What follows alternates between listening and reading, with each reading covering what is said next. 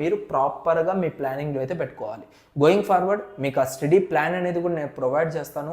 Like ఏ రోజు ఏ సబ్జెక్ట్ని తీసుకోవాలి, ఓకేనా. సో ఏ రోజు ఏ యొక్క టాపిక్స్ అనేవి కవర్ చేయాలి, వీటిపైన కూడా నేను క్లియర్ కట్గా ఒక వీడియో చేసి మీకైతే హెల్ప్ఫుల్గా అయితే పెడతాను.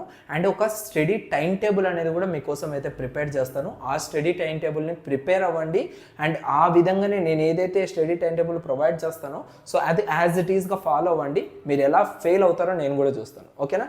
సో దాని తర్వాత ఈ స్టడీ హ్యాబిట్స్లో భాగంగానే సెలెక్ట్ టఫెస్ట్ సబ్జెక్ట్స్ ఫస్ట్. కనపడుతుందా? Select toughest subject.